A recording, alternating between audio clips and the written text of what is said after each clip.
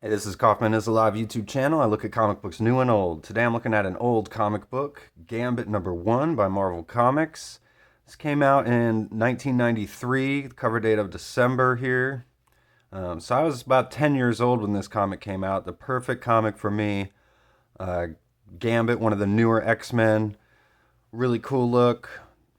Probably my favorite X-Man next to Wolverine, who's just my all-time favorite. So awesome costume design again, cool powers, awesome attitude, just a cool character altogether. They gave him a great cover here for his first issue.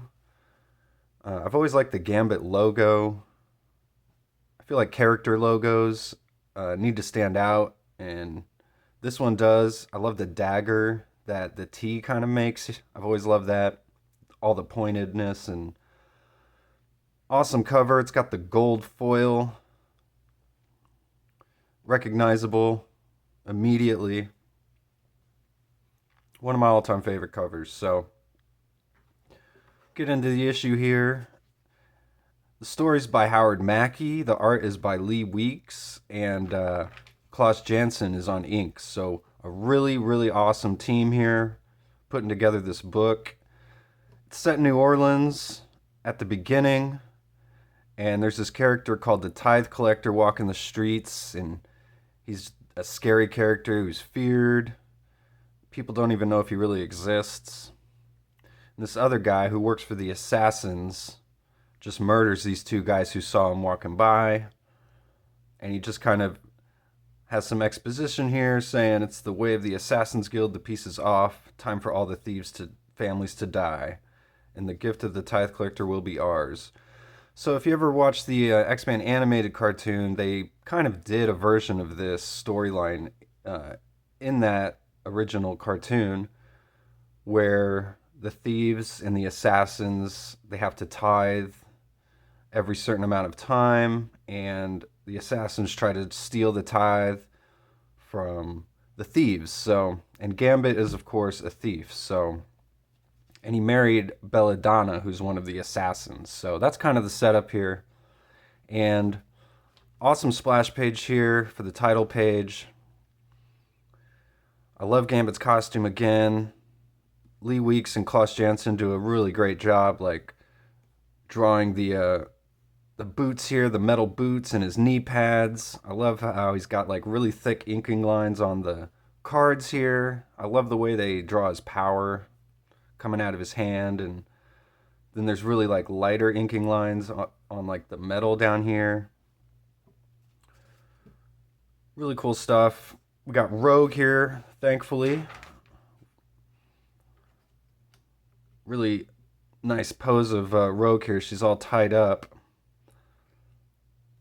And we get some conversation of Gambit and Rogue here. Their relationship in this comic is pretty interesting. They're not married yet, of course, so Gambit's still kind of chasing after her. And I almost feel like some of the dialogue, this might not work today, the way that he kind of plays it off, because he's just constantly hitting on Rogue and flirting with her throughout this entire battle. But she's pretty much, dialogued exactly how she is today. She's, strong and independent. She's like, you won't be getting any from me, Gambit. Now watch your mouth and back off. And so I really like the dialogue in here as well between Rogue and Gambit. Their whole storyline in here is really great. Of course, we get multiple ads from this Dragon Strike game. I'm not that big of a nerd. I never played that. So meanwhile, back at the X Mansion here, someone's about to break into the X Mansion. We don't know who it is, although you're kind of led to believe that it's the assassin from the beginning of the story. Get Wolverine and Storm here. They're watching over Rogue and Gambit in the danger room. And then we see the infiltrator here. Talks about how no one else would be able to do something like this, breaking into the X Mansion, but he can do it almost no problem. Great Rogue face here. Some great faces on all these characters. Just all unique. So she pushes Gambit out of the way of this big explosion, and they get through it, even though Wolverine and Storm kind of pumped up the volume on it. Gambit lands on top of Rogue here, and just as she's actually about to be receptacle to it, he says, "It'll have to be another time. We got company." And that really makes her mad, and she smashes the ground there. So somehow Gambit senses the infiltrator here, and he puts the card up to his face here. I've always loved these panels here. Really great stuff. Great dark inks when it really needs to be. And it turns out it's Gambit's brother, Henry. So Henry tells him about everything that's going on with the thieves and the assassins. Great rogue butt there. And Gambit lights a cigarette, and Henry tells him that Julian, Belladonna's brother, is still alive, even though he thought he saw him die. And right at that moment, Henry gets shot with an arrow. It's the assassins, he says. He tells Gambit that he needs to get back to the family. He says, "Take me to our father." So he actually dies here, so they got to take his body to his father and tell him what happened. Wolverine says he's got their scent of the assassins. We can catch him easily, but Gambit says no, he's got to go alone. It's a family matter. And Rogue wants to go with him too, but Wolverine tells her that she's got to stay back. And he pities those that are going to be on the receiving end of Gambit. So then we head to the thieves in New Orleans. They're talking about they hope that Gambit shows up. They're going to have him be the one that accepts the tithe this year. We get a little interlude here with Gideon, and doesn't really play into anything yet in this issue. So Gambit's tracking down these assassins. They actually animated these guys in the cartoon, I remember. Kind of looks like Grifter from Wildcats. But this is pretty cool. Gambit grabs a branch, uses his power to kinetically charge it up, throws it at him. I really love this panel down here of Gambit just walking.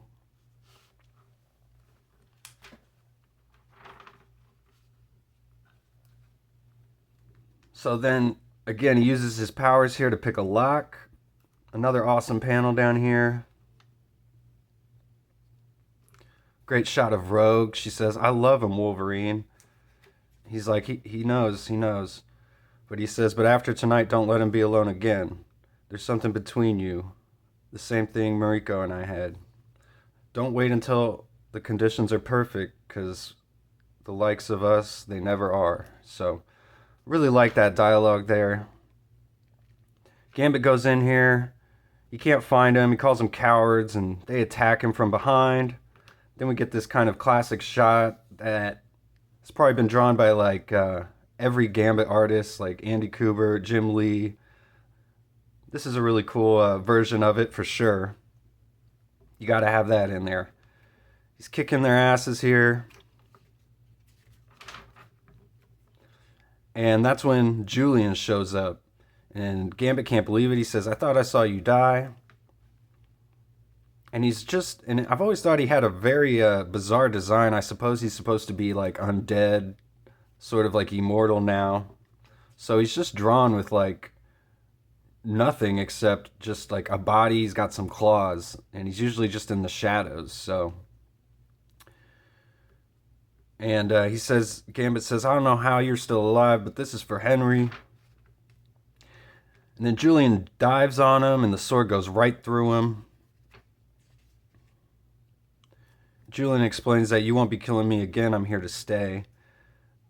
And they say the portal's open, and they just jump through this portal and leave. And there's a bunch of exposition here about the assassins got the power, but thieves got the life, and the assassins are going to take it both. And then Gambit is told that Belladonna is still alive too, so that's the first time he finds out about that. And Gambit goes back to the X-Mansion, and he explains everything to the X-Men, and He says this is a family matter. He has to do it alone. And Professor X says, well, we're all family, so we have to do it with you. But Rogue says he won't be going alone. I'm with them all the way. And Gambit says no, and she says, you think you're man enough to stop me? And he explains that his wife is still alive, so, she doesn't know what she's in for, but she can come if she really thinks she's ready. And then we get one final panel here of the tithe collector. Beware the tithe coming. So, really awesome issue. One of my favorites, really. Great team on here. Sets up a lot for a really good miniseries here by Gambit. This is a book I bought when I was a kid when it first came out, and I lost it throughout the years. So I saw it at the comic shop again when I started collecting again here in my later years, and it was about $20. This is in pretty mint condition, but I've seen it in dollar bins as well. So beater copies. So you can find copies of this pretty easily. And I'd recommend it, and it's got a great cover. So thanks for watching the video. Really appreciate it. Subscribe if you haven't already, and I'll see you on the next one.